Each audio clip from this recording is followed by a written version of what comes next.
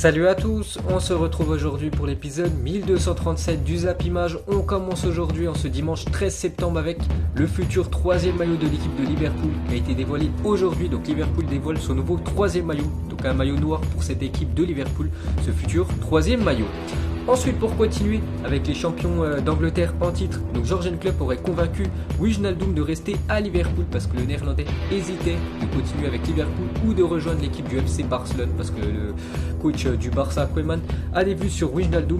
Mais du coup, le joueur néerlandais a pris sa décision. Il aimerait continuer avec l'équipe de Liverpool et devrait même prolonger son contrat avec les Reds. Ensuite, on va parler de Lukaku qui pousse un coup de gueule sur le futur FIFA 21 et surtout sur sa note de 85 dans le futur jeu. Il a dit: soyons honnêtes, FIFA ne fait que bousiller les notes. Du coup, les joueurs se plaignent à propos du jeu et leur font un peu plus de pub. Je ne suis pas d'accord avec cette merde qui dit je sais ce que je fais. Donc voilà le coup de gueule de Lukaku sur sa note de 85 dans FIFA 21. Il avait la même note dans FIFA 20, cette note de 85. Pourtant, il a fait une grosse saison du côté de l'Inter, peut-être sa plus belle saison depuis qu'il est footballeur. Et eSport n'a même pas monté sa note.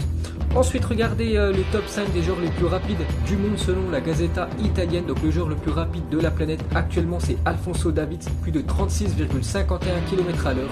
Voilà, il était enregistré. Le jeune Canadien devant Hakimi. En troisième position, Adama Traoré, on peut voir Kylian Mbappé, quatrième, et le surprenant Haaland à la cinquième position. Ensuite, on va parler de Papou Gomez a dit non à une offre incroyable d'El Nasser, donc une équipe en Arabie Saoudite, 8 millions d'euros de salaire par an qu'il aurait pu toucher selon la Gazzetta dello Sport. Il va bien rester à Bergame et il préfère l'aspect sportif que l'aspect financier parce que du côté de l'Atalanta Bergame, il touche 3 millions d'euros par an. Il aurait pu toucher 8 millions d'euros par an en allant du côté de l'Arabie Saoudite et l'Argentin préfère rester à l'Atalanta Bergame et même y terminer sa carrière. Ensuite, des nouvelles de Diego Godin, 34 ans, ne devrait finalement pas signer du côté de Rennes, puisque Rennes voulait s'offrir le défenseur uruguayen. L'Uruguayen serait proche de s'engager avec Cagliari dès la saison prochaine. Donc l'ancien défenseur de l'Atlético pourrait piler du côté de Cagliari pour cette saison 2020-2021. Ensuite, l'Atlético de Madrid serait toujours intéressé par le milieu français Matteo Guendouzi, 21 ans, annonce Julien Ménard, un journaliste de Téléfoot. Donc lui actuellement c'est compliqué sa situation du côté de Arsenal, surtout par rapport à son comportement. On peut voir que l'Atlético de Madrid aimerait le recruter. Ensuite, un transfert officiel, c'est Giancomo Bonaventura, 31 ans, s'engage à la Fiorentina. Donc lui ça faisait plus de 6 ans qu'il était du côté de l'AC Milan. Du coup il quitte cette équipe de Milan et file du côté de la Fiorentina. Ensuite, on va parler de Ethan Ampadu, est prêté une saison sans option d'achat à Sheffield United par l'équipe de Chelsea. Vous savez que Chelsea a beaucoup de joueurs sous contrat et pas mal de joueurs sont envoyés en prêt, dont ce jeune défenseur anglais Ampadu qui fait du côté de Sheffield United. On continue avec cette équipe des Blues et le nouveau défenseur Thiago Silva. Une déclaration de Juninho, il a dit: j'ai rêvé de Thiago Silva, je voulais proposer 2 ans de contrat, c'est un passionné de football, j'ai essayé cette piste, j'ai parlé avec le président Olas et ensuite j'ai appelé l'agent de Thiago Silva, mais c'était trop compliqué, surtout par rapport au salaire de Thiago Silva. Il avait un gros salaire du côté du Paris Saint-Germain, il a toujours un gros salaire du côté de Chelsea. C'est pour ça que Lyon n'a pas pu s'offrir Thiago Silva, c'était trop cher en salaire. Et pour finir avec Chelsea, donc on vous présente Marina Granovskaya, c'est le bras droit de Roman Abramovich, donc le propriétaire de Chelsea. C'est elle qui gère et négocie les salaires et les indemnités de transfert de tous les joueurs et coachs de Chelsea. Cet été, elle a réalisé un mercato incroyable avec les arrivées de Ziyech, Werner, Chilwell, Silva, Sarr et bien sûr Kai Havertz. Ensuite, une déclaration de Nicolas Anelka, il a dit: le joueur qui m'a le plus impressionné cette saison, c'est le jeune de Dortmund, Erling Haaland, révélation cette année, le jeune joueur norvégien. On peut voir que c'est le joueur qui a le plus impressionné dans sa joueur de l'équipe de France.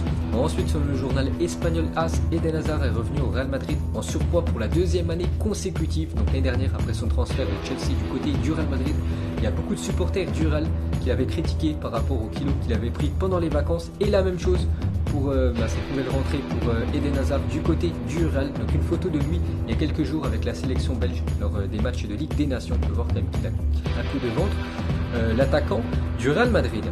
Ensuite, pour continuer avec cette équipe espagnole de Madrid, donc selon Foot Mercato, le Real Madrid a pris contact avec Riyad Mahrez en vue d'une possible signature dès cet été. La condition serait un départ de Gareth Bale. On sait que c'est compliqué la situation de Gareth Bale, il ne veut pas quitter le club.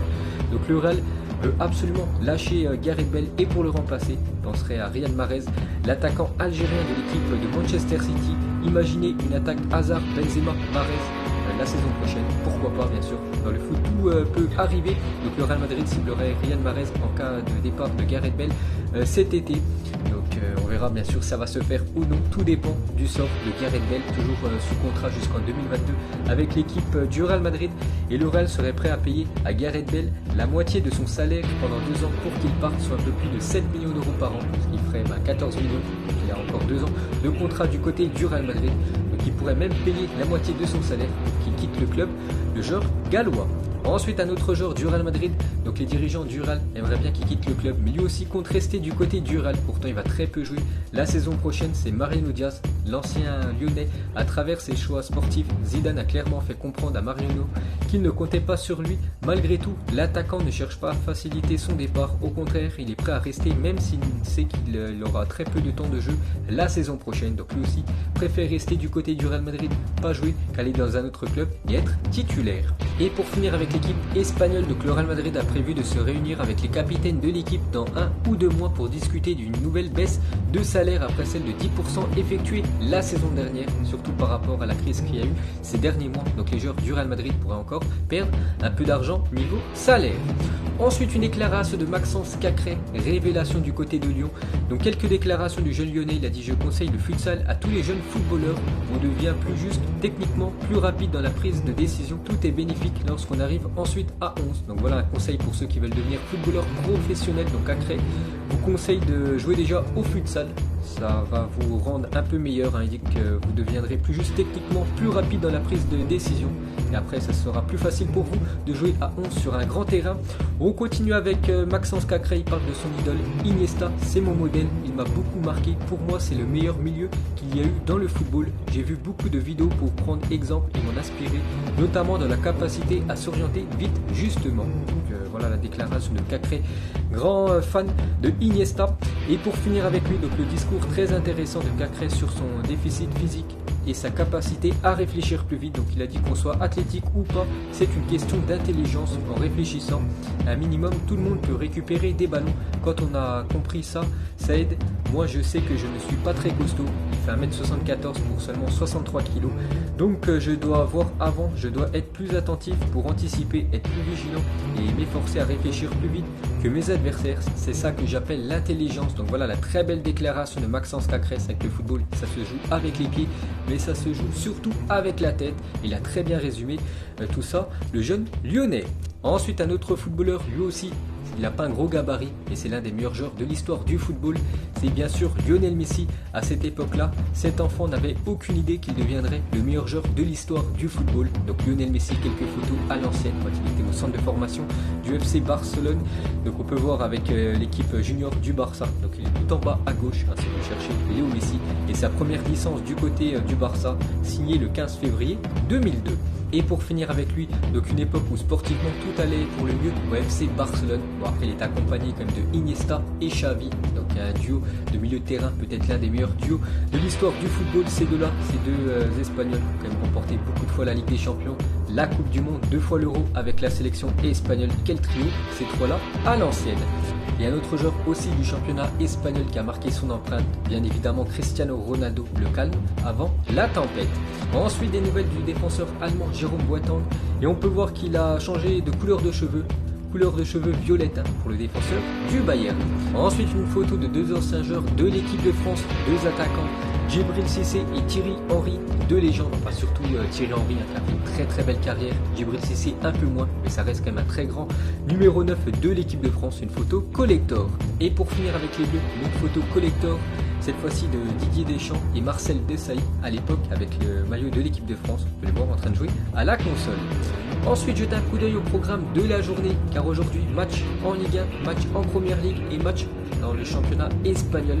On peut voir toutes les affiches de la journée avec ce soir à 21h. N'oubliez pas le classico français, le Paris Saint-Germain contre l'Olympique de Marseille. Donc Julien Bergaud, le directeur général de Téléfoot, il a dit Marseille a une vraie chance de l'emporter ce soir. C'est vrai qu'une victoire de l'Olympique de Marseille pourrait donner une saveur différente à cette Ligue 1 et emballer un peu plus le championnat. Donc on verra ce que ça va donner bien évidemment ce soir. On en reparlera demain.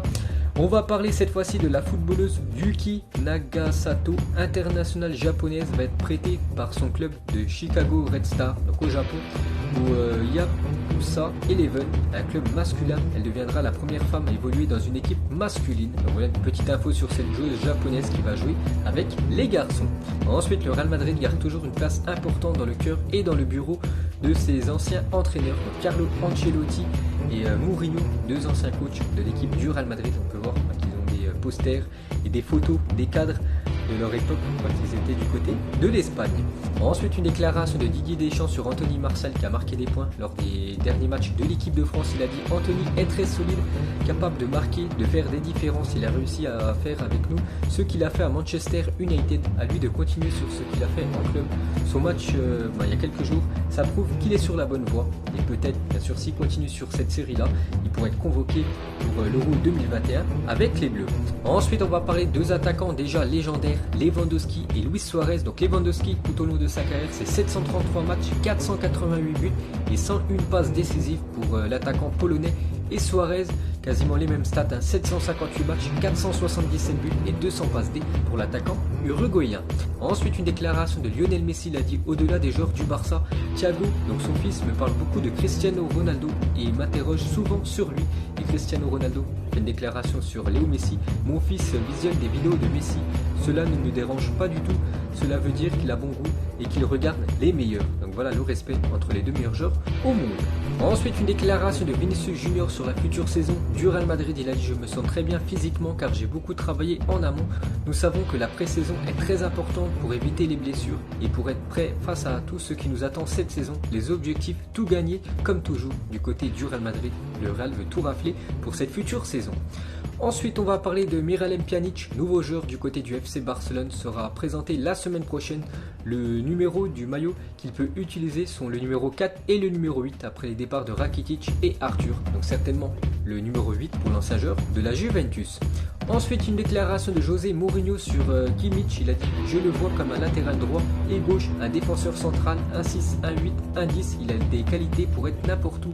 Il est intelligent et comprend ce qu'il doit faire ici et là. Je pense que c'est un joueur phénoménal. C'est vrai que Kimmich, quand même joueur sous-côté, très peu de personnes en parlent, mais c'est un très bon footballeur. Et on peut le faire jouer un peu partout, Kimmich, que ce soit en défense, en milieu de terrain ou même en numéro 10. Kimmich, tellement qu'il est bon.